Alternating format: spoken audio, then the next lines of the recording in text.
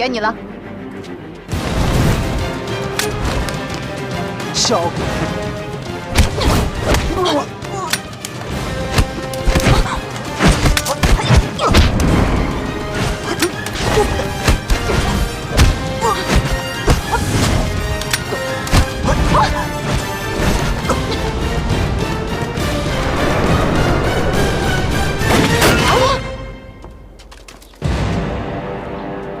打着吗？还不鼓掌？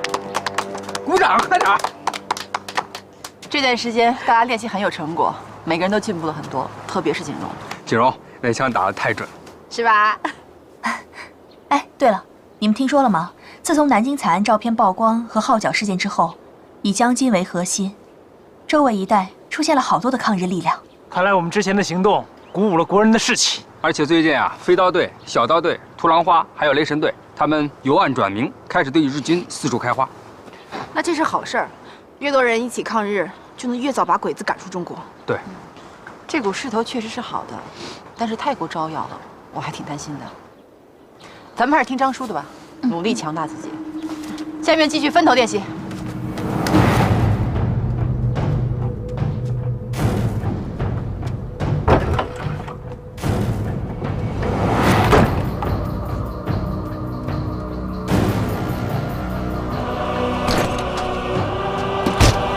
哥，出事了！怎么了？我被人盯上了，这里可能不安全。大家赶紧撤离！好，走。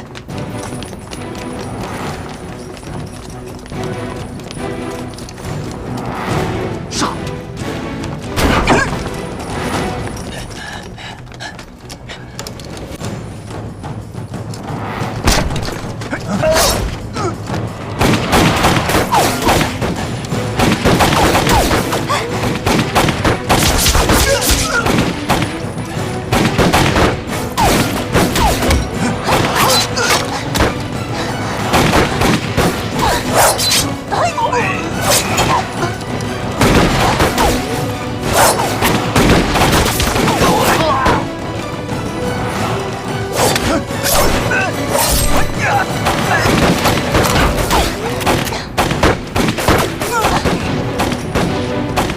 杀过他们！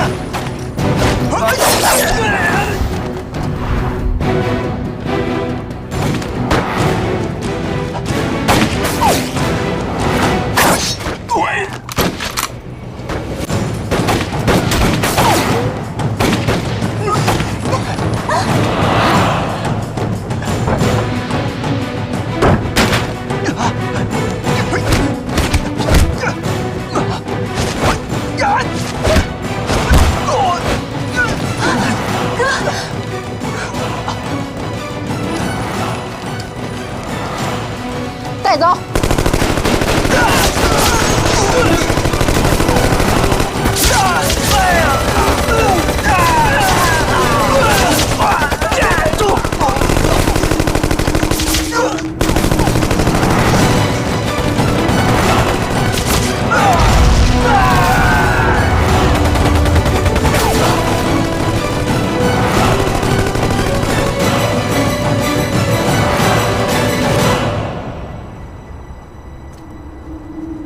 又是这帮神秘人。这么说，你对这批神秘人并不陌生？是的，我和他们交手已经不止一次了。你居然对一个屡次交手的对手一点儿都不熟悉，你又怎么能够战胜他们呢？将军教训的是，南京的照片泄露之后，抵抗组织的问题越来越严重，英租界、法租界，甚至连我们日租界都有抵抗组织在活动。可您为什么偏偏关注这个神秘队伍？在你们宪兵队每次的抓捕行动中，这批神秘人总是会突然出现，对你们所要抓捕的对象进行营救，对吗？对。可他们从未进行过主动的出击活动，你不觉得奇怪吗？的确有些奇怪。更重要的是，每一次他们的行动都着装整齐，武器精良。这绝对不是一般的抵抗组织，倒是像训练有素的军人。别的抵抗组织，我们都很清楚他们想要干什么，而唯独这对神秘人，我们一点儿都不知道他们的真正目的。我担心，他们是在谋划一个大的计划。如果等他们这个计划完成，你我恐怕都很难收场。所以，我希望你能够投入一切力量，尽快查出他们的真实身份和目的。是。杨子，我希望这一次不要让我再失望。是。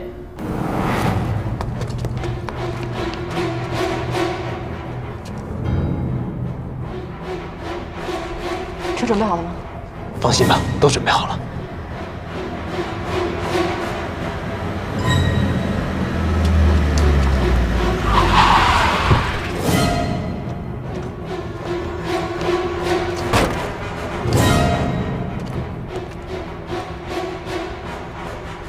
把门打开，你们是？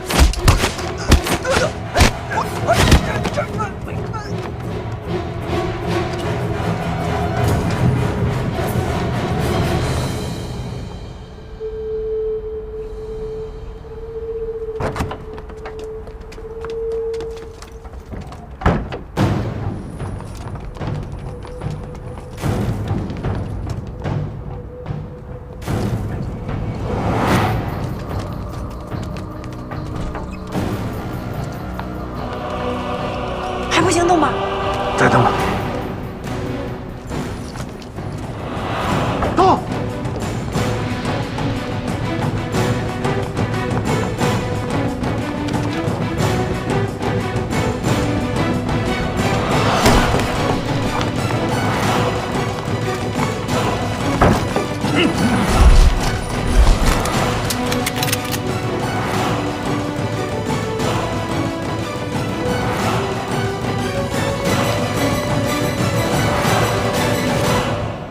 把枪都给我卸了！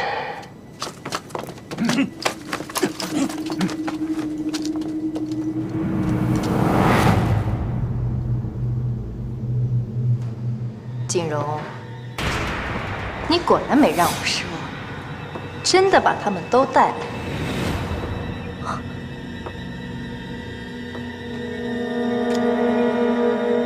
还多送我一个惊喜。你说什么？我不认识你。锦荣妹妹，这个时候就不要再演戏了。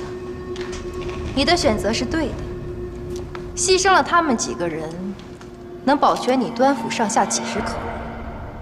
你这笔买卖可是稳赚不赔呀！你胡说八道什么？你是他妹妹，这话什么意思？还能有什么意思？我们被人家出卖。我没有出卖你们，我一直没有机会跟你们解释，你们相信我。够了，锦荣，这个时候就不要再讨好他们。来人，把锦荣带下去。你们相信我，放开我！不是你们想象的那样。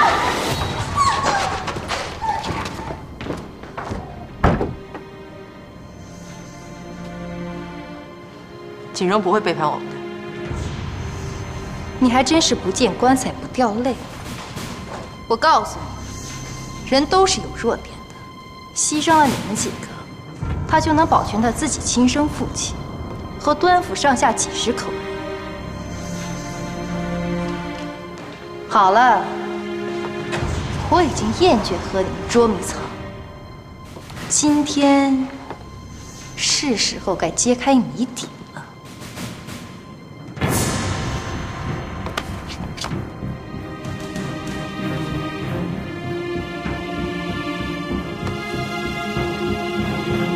你们两个，我已经见过。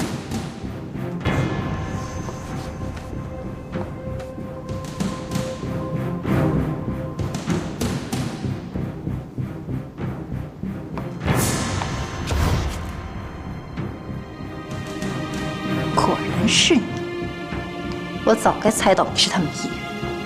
当日向田中浩二买南京大屠杀照片的舞女，就是你啊！哼，要杀要剐，随你便。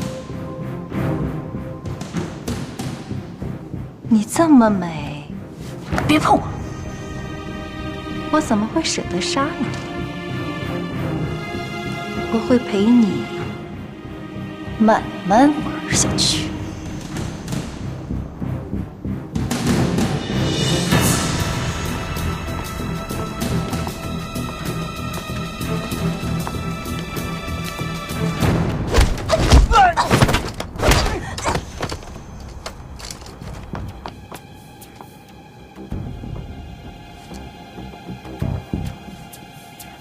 你是维多利亚舞厅的女人，舞跳得不错，我很喜欢。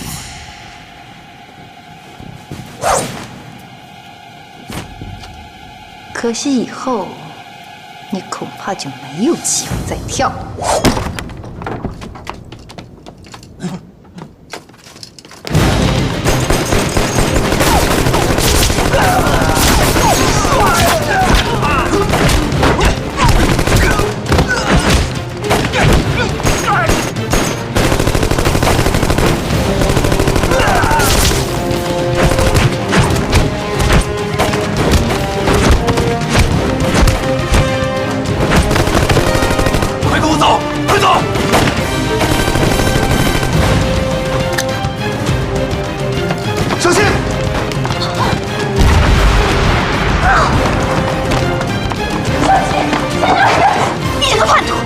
枪都放下，先上车。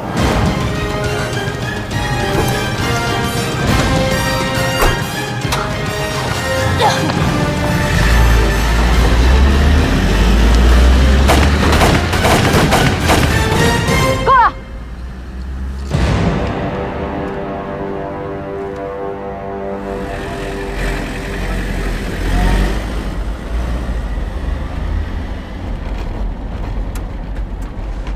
我们现在应该已经安全了。谢谢你，锦荣。大野洋子说的是真的吗？你这话什么意思？你们现在还是不相信我是吗？没有，锦荣，我们不是不相信你啊，我们只是觉得这件事情……这件事情一会儿再说。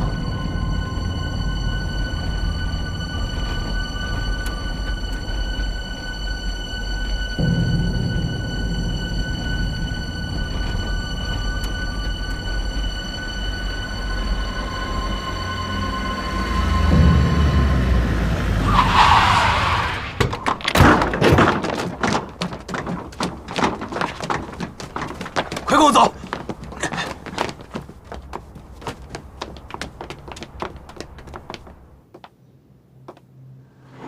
锦荣，你需要给大家一个合理的解释。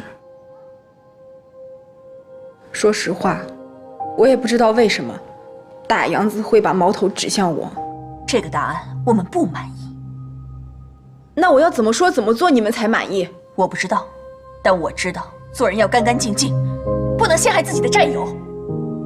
大野洋子明摆的是在离间我们，别人看不出来，一凡姐你也看不出来吗？我是被冤枉的。你是被冤枉的，那你跟大野洋子相识的事情，你要怎么解释？锦荣，这件事情你必须跟大家说清楚。锦荣，你就说吧，有什么误会大家一起来澄清。误会？什么误会？哪儿来的误会？你们至始至终就没有相信过我，只有质问、质问、质问。你们不相信我就算了，我走总可以了吧？就当我从来就没有过你们这些战友，这样你们就再也不怕被我陷害了。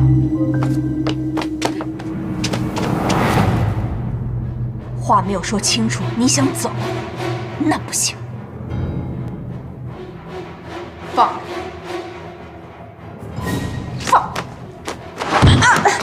拿他上！你还动手？你的功夫还是我教你的呢。够了，事情都没有弄清楚，不要起内讧。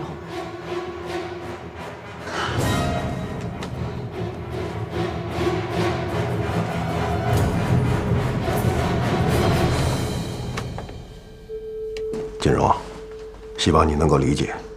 大家伙呢，也是为了把事情搞清楚。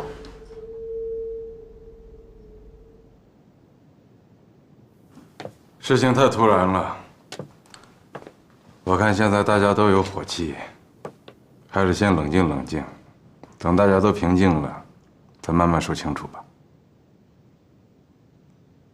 我先把他带到隔壁房间去，请吧。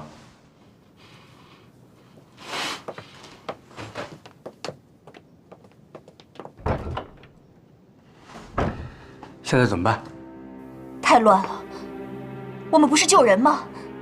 怎么会变成这样呢？绝对不能乱。大野洋子就是想让我们自己乱起来，我们必须要静下心来，想出一个解决问题的办法。我想问问各位，你们真的相信锦荣是叛徒吗？我本来是不信的，可怎么也没想到，锦荣和大野洋子竟然是旧相识。是，这么重要的事情，他怎么能不告诉我们呢？小七，你和锦荣相识最久，你有听他提过大野洋子吗？他没有跟我讲过，但是我相信锦荣，他一定不是叛徒。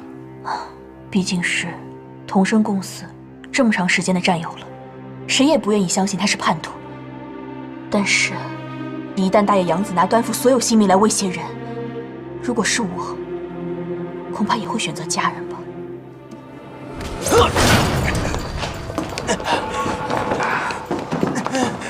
怎么回事？我刚带他进屋，他突然用刀划伤我的手，从窗户逃走了。什么？小七，跟我去看看。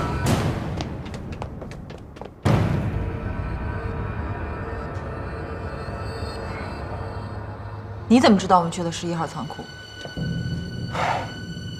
我也是临时得到的消息。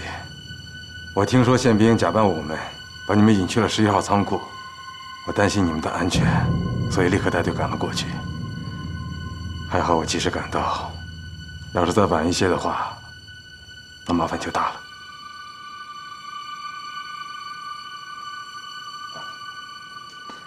为什么你总是能得到这么机密的消息，而且每一次都这么及时？你是在怀疑我？不是怀疑，因为我们已经接触过很多次了，现在也是时候该加深对彼此的了解了，这样有助于我们日后的战术配合。我自有我获得消息的渠道。什么渠道？这是我的秘密，我为什么要告诉你？你们也不好好想一想，我救过你们多少次了？如果我对你们有威胁的话，你们早就已经死了。如果你们现在不相信我，大可以现在就离开。请。你总是说到了合适的时间会让我们知道你的真面目，我认为现在就是合适的时间。那是你以为。你一次次的救我们，无非是想跟我们站在同一个战线上。作为战友，我觉得这是起码的尊重。是啊，你都见过我们的样子了，这不公平。我觉得我们今天的话已经说得够多了。你一直很神秘，从来没有人知道你这个面具下面究竟是什么身份。我认为，该是坦诚相对的时候了。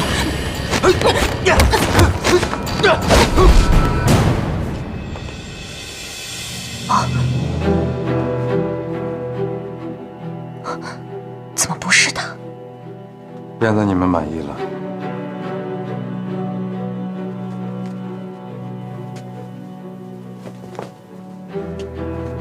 我在小村救过你，也在2号车间救过你。不光是你，小刀队，还有其他的抗日民间组织跟我也有接触。有警惕性是好事，可你们也有点太过了吧？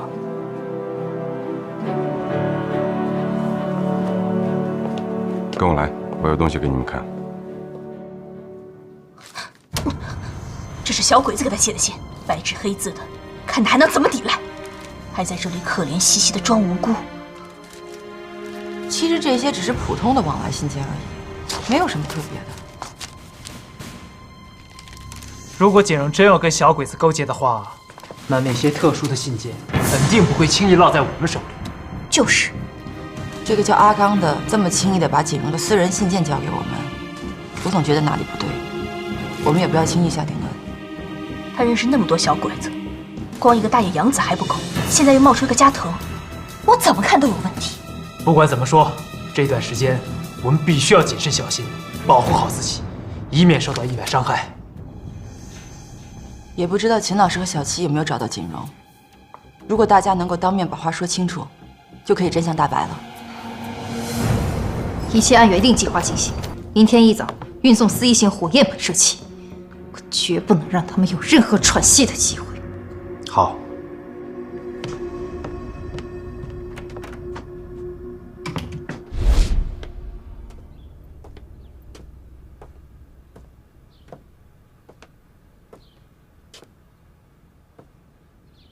一帆，你真觉得锦荣他？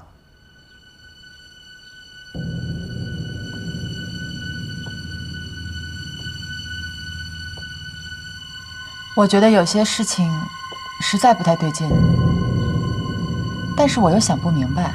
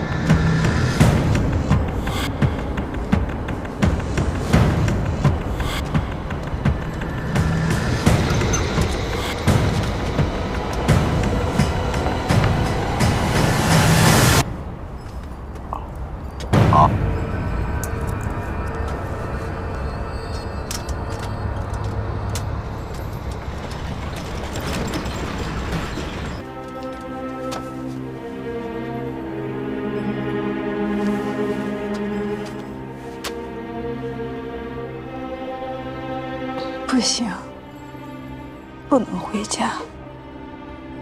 回家只会连累父亲。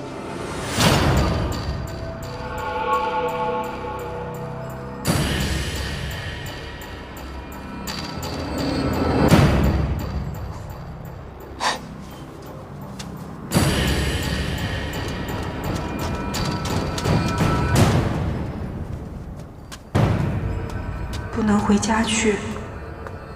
也不能去找一凡姐他们，那我还能去哪儿啊？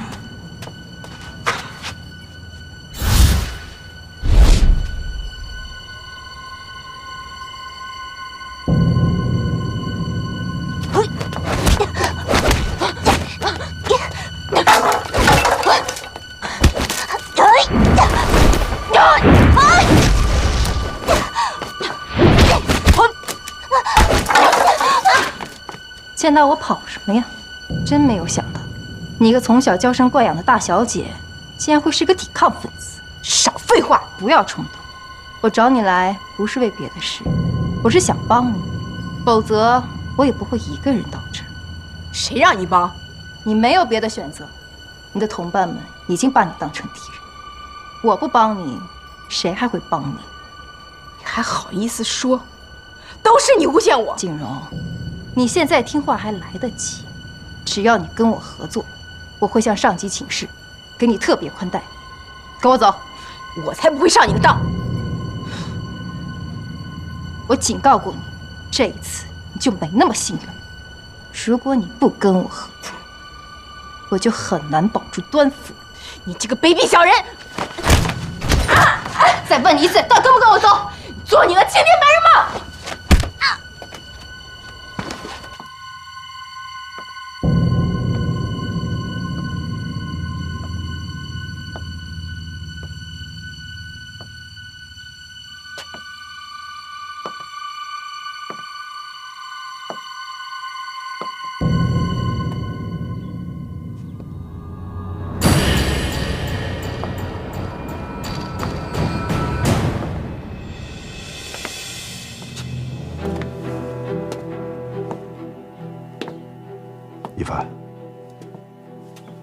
你这心神不宁的，不完全是为了锦荣吧？你们有没有发现这个神秘人的衣服和以前不太一样？衣服？你是觉得这个神秘人有可能是假的？我不太能确定，毕竟他说过很多以前的事情。你这么一说，我也觉得有些奇怪。他们衣服的颜色虽然是一样的，但是款式上还是有所差别。既然是这样的话，还是谨慎一点好，再试探试探他。好，你们在聊什么呢？我们在聊锦荣的事情。你去哪儿了？我出去了一下。干什么去了？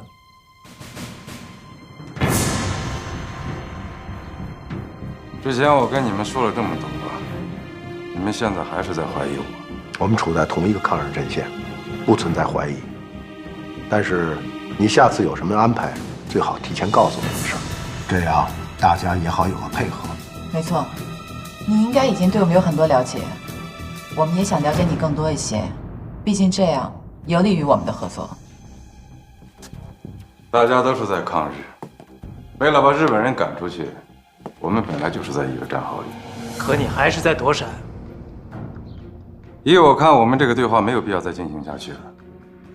如果你们从心底里想相信我，你们自然会相信；如果你们根本就没有打算相信我，我也说服不了你，而且我也没有这个义务。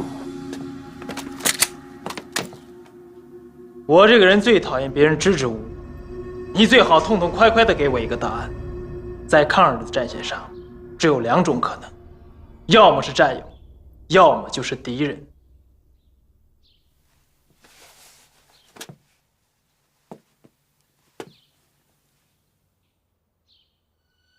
这就是为什么我一直不愿意告诉你们我真实身份的原因。人总是太好奇。难道我之前所做的事情对你们有过任何伤害吗？我不求你们感恩，但至少也不要把我放在你们的对立面上。与其花费时间在这里浪费口舌，倒不如一起干一些有意义的事情。明天一大早，宪兵队负责从火车站押送一批特殊武器到防卫军总部，我必须马上安排人手进行拦截。你们不是问我刚才干什么去了吗？我刚刚就是出去取这份情报去了。运送什么武器？4·1型火焰喷射器。4·1型火焰喷射器？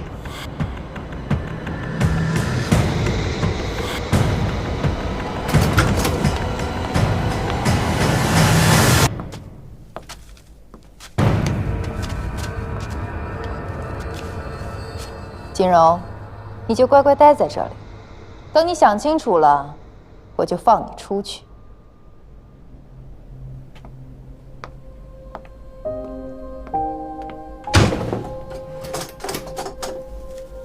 火焰喷射器这种武器是用来消灭近距离敌人的，主要是对建筑物以及碉堡的攻坚和清剿战斗中的残敌。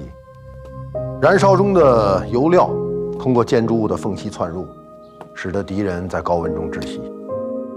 现在日本人占领了很多城市，今后这种近距离的战斗会越来越多，所以火焰喷射器这种武器对我们来说杀伤力是极大的。没错，这种武器的资料描写的很少，没想到你竟然对它如此了解。可是这个4·1型火焰喷射器是德军的装备啊，日本人怎么会有？日本人一向拿橡胶、矿产等资源跟德国人交换图纸，这次也没有例外。根据我得到的消息，他们就是按照图纸刚刚生产出了这批样机，他们把它送到防卫军总部，就是为了测试它的威力。如果测试成功，就会进行大批量的生产。如果鬼子的地面部队大批量配备4·1型，那今后就更难对付了。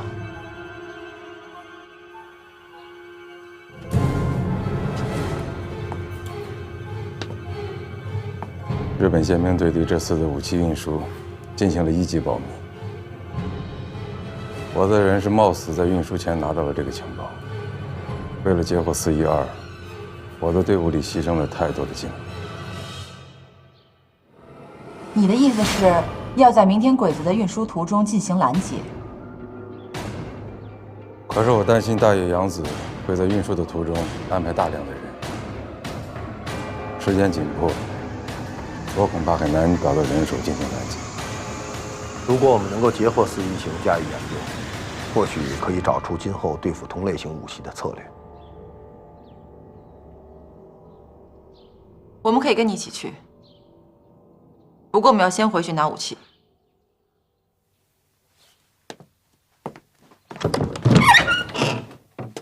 我这里不缺武器。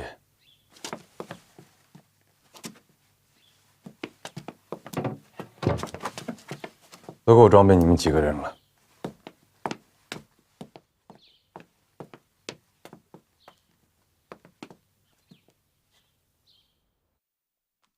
消息放出去了吗？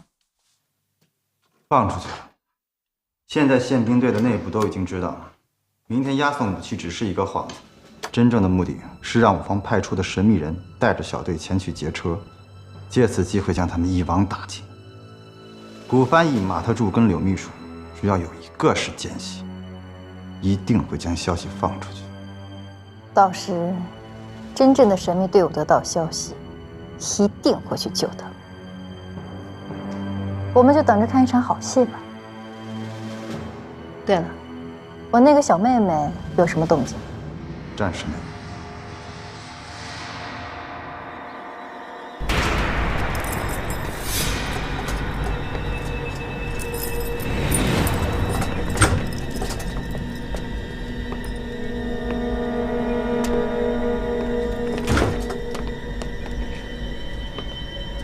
锦荣，你想清楚了吗？你别痴心妄想，我死也不会背叛他。你不会以为我只有靠你才能抓住他们吧？我只是需要他们做诱饵，把那个对我们威胁更大的神秘人引出来罢了。神秘人现在跟他们在一起，我倒要看看你能使出什么诡计。锦荣，你不会到现在都以为在11号仓库救走你们的神秘人是真的吧？你什么意思啊？眼睛看到的不一定是真的，这个道理你应该很清楚。你的队友看到你跟我合作，难道这是真的吗？你到底想说什么？告诉你吧，救走你们的神秘人是假的，是我以前的老部下冈村元成，人称千面狐狸。我跟你说过的，我不过是让着你罢了。你还是适合做端勋的乖女儿。冈村君已经向我汇报了，你的队友们已经完全相信他，他们也彻底相信你背叛了他。明天一早，他们就会跟着冈村君来到野鸡坡，去劫持那批根本就不存在的特种武器。作为诱饵，他们也会帮我引出真正的神秘人。到时候，我会将他们一网打尽。很快，你就会和你的队友见面了。我之所以让你顺从，完全是看在我们从前认识的面子上，给你一个机会。如果你愿意效忠我大日本帝国，过往的事情我可以既往不咎。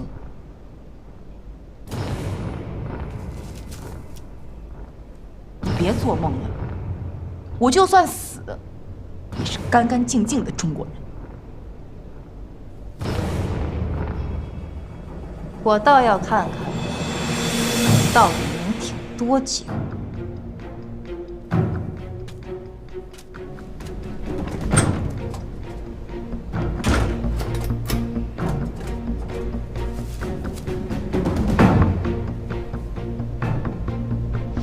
明天我们从这里出发，在野鸡坡进行拦截。到时候我会带人拖住大爷杨子，你们趁机去拦截运输车。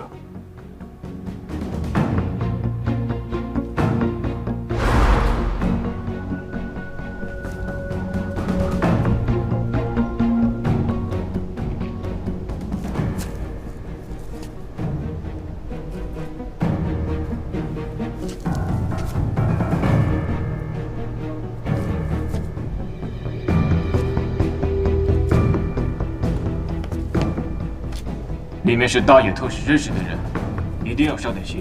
是。还有，最近人员调整，今天晚上还是你一个人，没问题吧？没问题。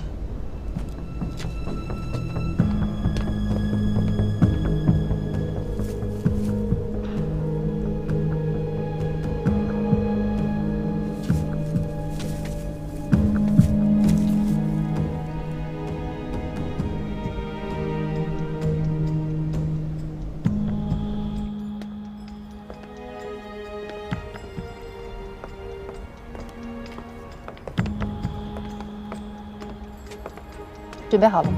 准备好了。行动！是。行。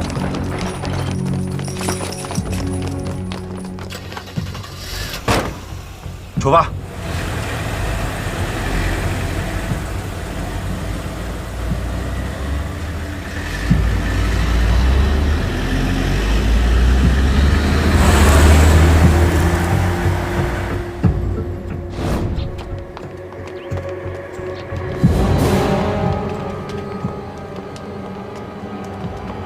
待会儿行动，一切以我口令为准，大家小心。出发！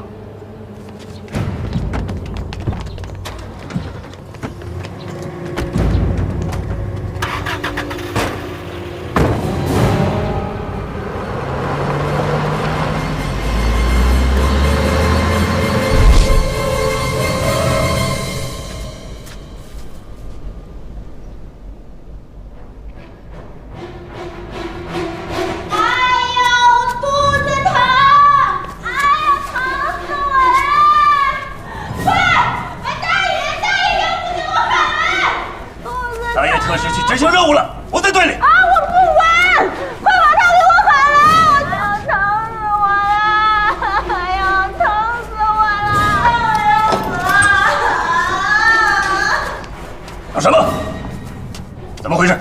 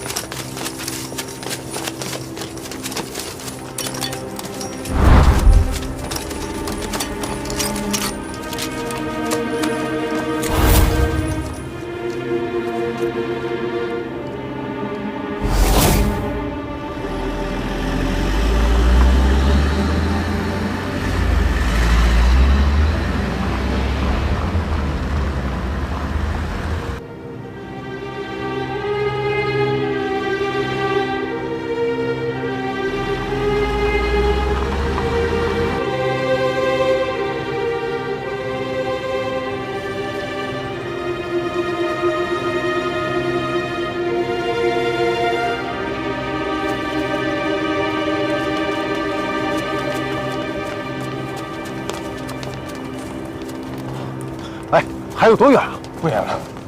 哎，等等，怎么了？不能再耽误了，再耽误下去，运输武器的车就开过去了。我觉得咱们这样吧，兵分两路啊，前后夹击他。你带你的人一路，我带我们的人一路。那也不能现在分啊，等到了野鸡坡，咱们再分头埋伏。来，跟走。啊，我觉得兵分两路的战术很正确，这样可以更有力的打击敌人。秦队长，你们被骗了，这是大野洋子的圈套，他们也是假的。别信他的，这帮人一定是大野洋子派来的。我的样子你们已经见过了，在小孙汉仓库都是我救的你们，我还救过小刀队，你们还不相信我吗？我只说一句话，娜塔莎，万国饭店的地图你怎么拿到的？你忘了？地图打脑袋疼不疼啊？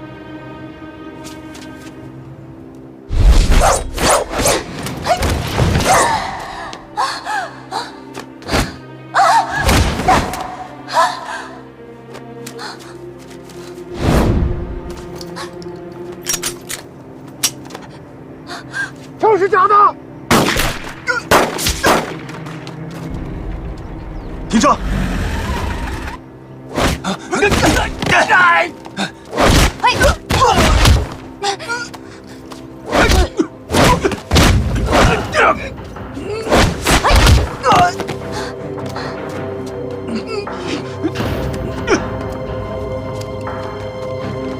注意隐蔽！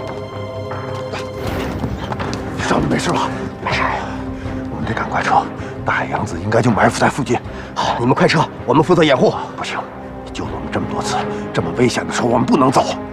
秦大哥，你忘了我们早已并肩作战。其实我们早已并肩作战。大洋子，赶快撤，边打边撤！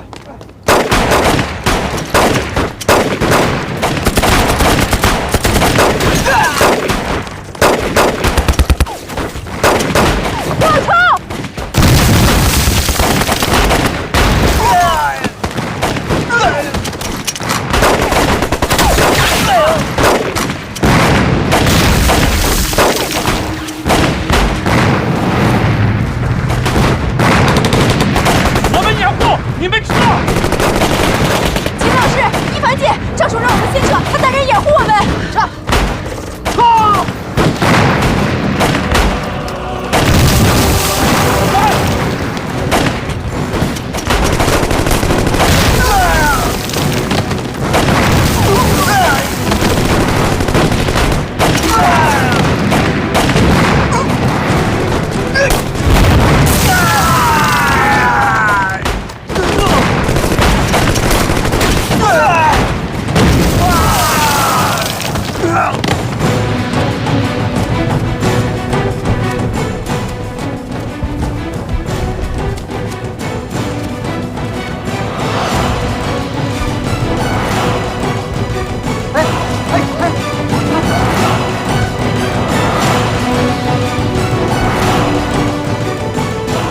盛天来，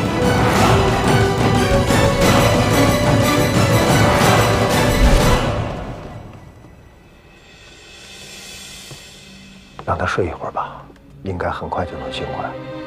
他的伤口不会感染吧？已经处理过了，你们都去吧。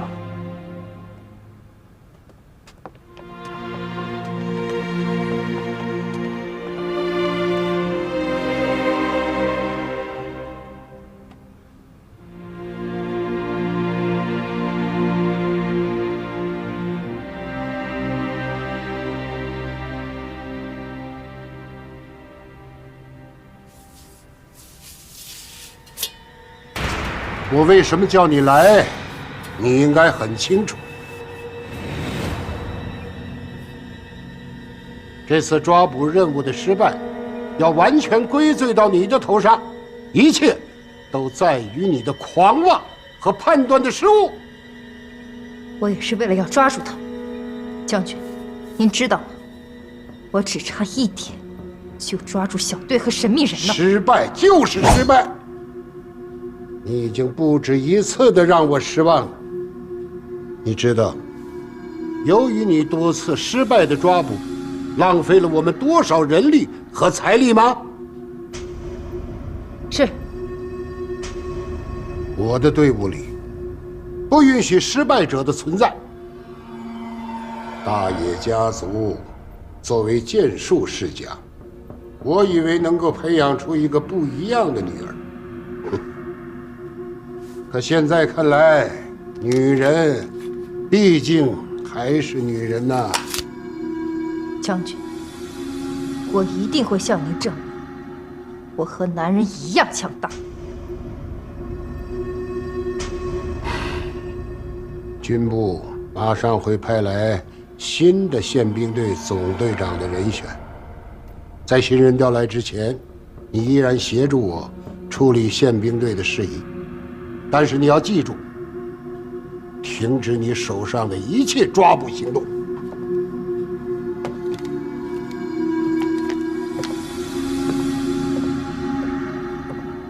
不，我一定要除掉他，否则这将成为我一生的耻辱。这次实在是太凶险了，大野洋子这一石二鸟的计划，真的太狠了。他的目标不单是我们，还直指了盛天来的神秘队伍。还好盛天来及时赶到救了我们。这次也多亏了锦荣还有张叔及时增援。锦荣，回来的路上，你跟我说大野洋子把你关起来了，你怎么逃出来的呢？你又是怎么知道我们在哪儿？还在监狱的时候，大野洋子太过笃定，他认为我们根本翻不了盘，就向我炫耀了他的作战计划。我一想，大家都被牵制了，就只能去求于张叔。所以从监狱出来以后，我一刻不敢耽误，赶紧跑到联络点去找张叔，向他说明情况。张叔冒险启动临时作战计划，才带了一些人和武器赶到野津坡。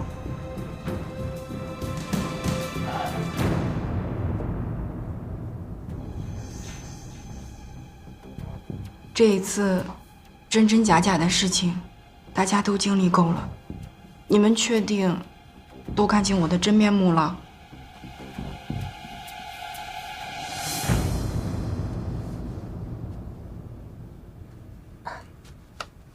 锦荣，我向你道歉，是我错怪你了。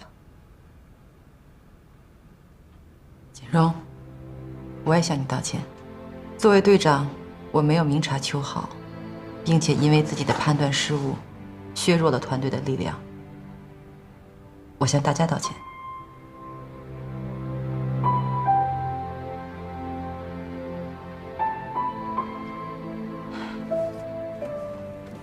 一帆姐，你知道吗？我在监狱最难熬的时候，心里想到的人，居然是你。我？我一直在想，同样的情况下，如果你是我，你会怎么做？你之前一直不被寒夜理解，却坚持能从大局出发，不断忍让和坚持，最后向大家证明你是对的。我也是这么鼓励我自己。就算大家一时不能相信我、信任我，只要我问心无愧，我更要坚定自己的立场，向大家证明我是对的。锦荣，我相信你。从今以后，无论你做什么，我都相信你。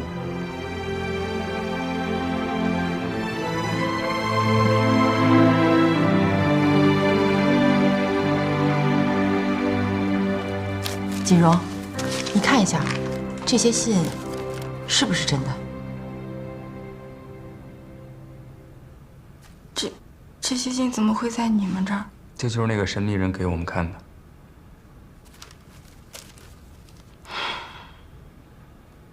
是真的。大野洋子和这位给我写信的加藤，从小被送往江津城，在中国家庭中长大。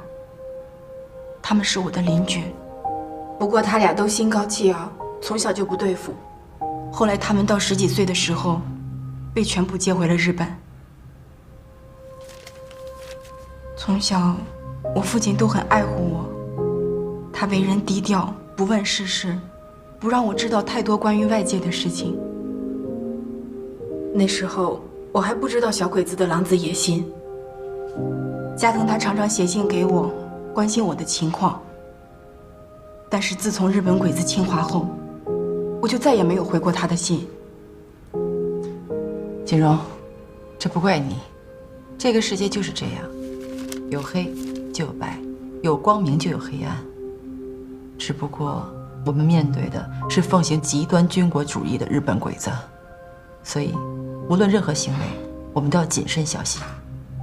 明白吗，锦荣？明白了。人家都说3岁看老，这个大野洋子从小就这么狠毒吗？他比我大几岁，所以他在中国的时候我还很小，那时候根本就看不出来他会变成现在这个样子。后来听说他被一个日本武士接回了日本，就再也没有出现过。直到那天在萧村，是我多年后第一次见他。虽然他的样貌有所改变，但是我还是一眼就认出了他。看看你们老村长的下场。大野洋子，锦荣，你怎么了？哦，没什么，只是没想到，他现在已然变成了一个杀人不眨眼的恶魔。对不起，我没有勇气把我认识他的情况告诉你们，我怕你们会瞧不起我。傻瓜，我们怎么会瞧不起你呢？这又不是你的错。你看，这事情没说清楚，我们都被大野洋子给骗了。金荣啊，你从11号仓库逃走那天，那个假神秘人阿岗把你带到隔壁的房间，是你把他打伤了以后逃走的吗？我打伤他逃走？没有啊，他当时把我带到隔壁的房间，跟我说，你们大家现在还都在气头上，让我先回去找点证据，再回来给你们解释。我走的时候，他也没有受伤啊。也就是说，他故意支开你，然后割伤自己，骗取我们的信任。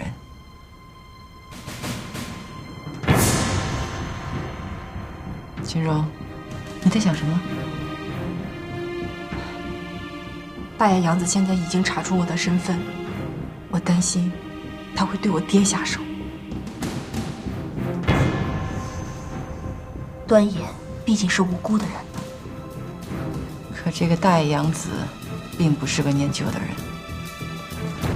即便如此，他为了抓锦荣，也会留着端野做饵。短时间内不会有事，我会联系我们的人，尽量保护端野。谢谢你，秦老师。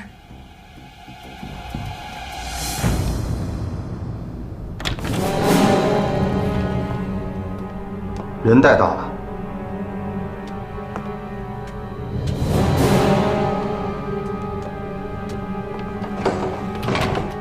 伯父，请坐。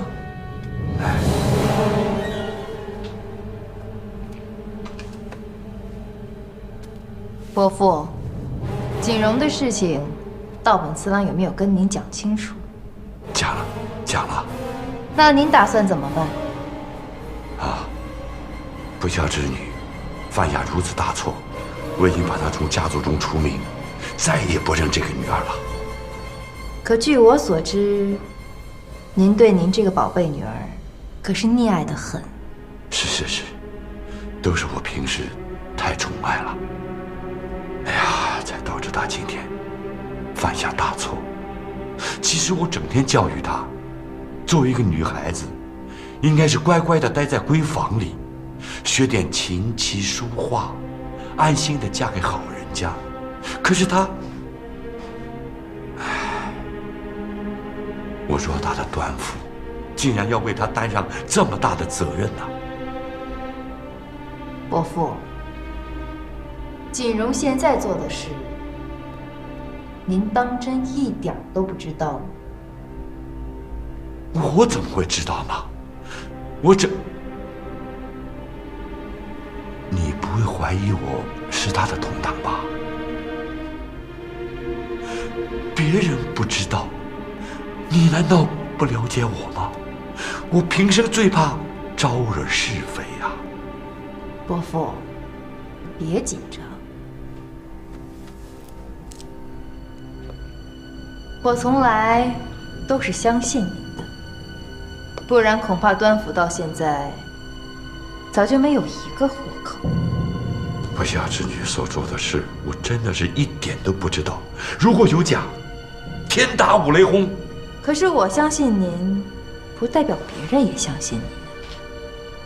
小泽将军要是追究下来，我找不到锦荣，也只能拿端府。明白，明白，这事我自然明白。不孝之女是我所教，如今犯下如此大错，我这个做父亲的难逃其责。可是我端府上的人跟这个事毫无关系，还望你明察秋毫，放过无辜啊！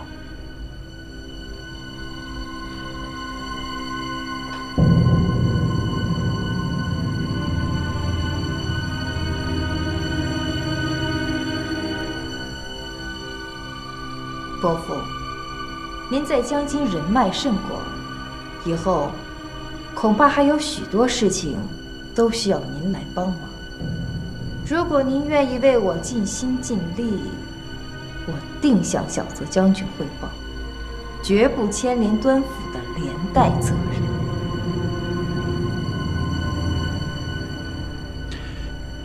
只要我能做到的，我一定尽力。好，只要有伯父这句话，我就放心了。伯父，请回吧。好，好。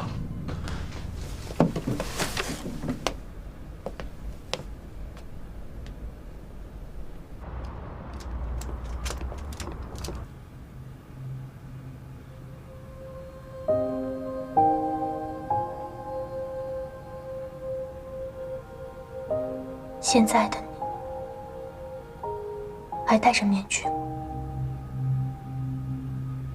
你真的太累了。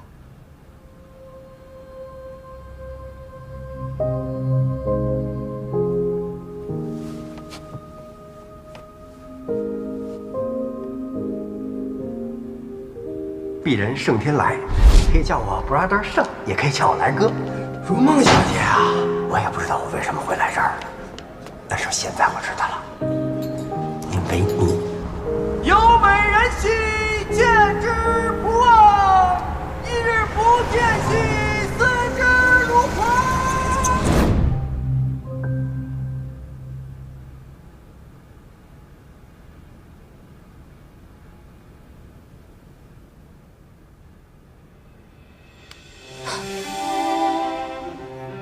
别动。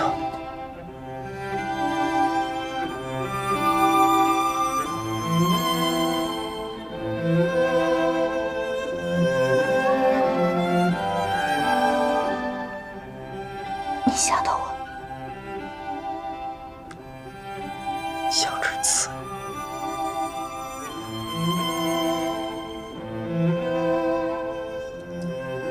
你知道吗？你敏感的时候，就像之刺，全身的刺儿都竖起来，扎得我浑身是伤。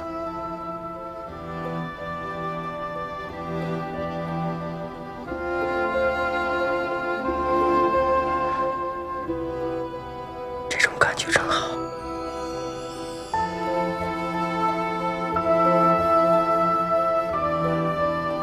温柔起来，能把我整个心都融化了。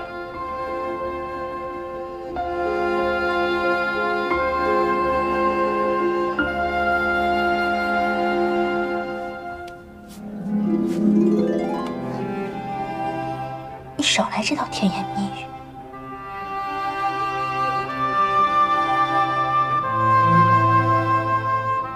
在我眼里，你已经不是那个猥琐、无赖的盛天来探长了。那我是谁呀？对啊，你是谁？要不是我亲眼所见，我真的不敢相信，你就是那个屡次救我们的神秘人。你究竟是谁？你到底有多少个面具？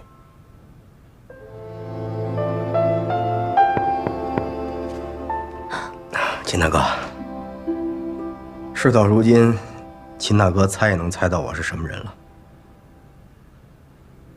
开始的时候对你有过怀疑，现在才知道你为什么要营救我们。为了更稳妥地完成我的计划，请原谅我现在还不能告诉大家我的真实身份。不过现在大敌当前，只要一心御敌，我是谁已经不重要了。不要有什么顾虑，只要是对付小鬼子，我随时都愿意和你并肩战斗。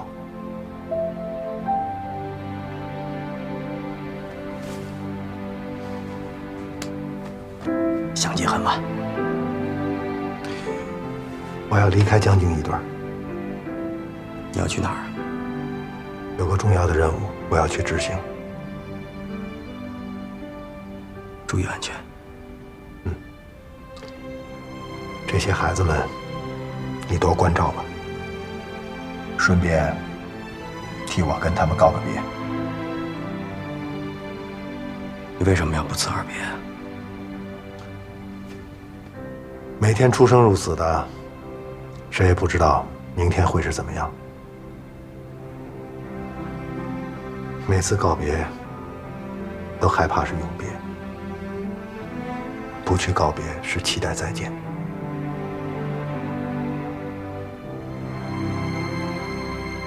明白了，我走了。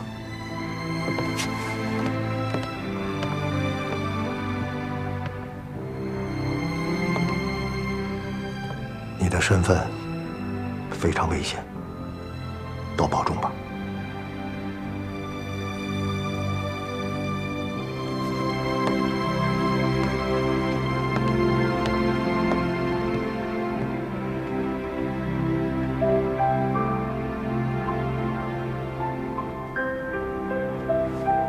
记得点赞关注哦。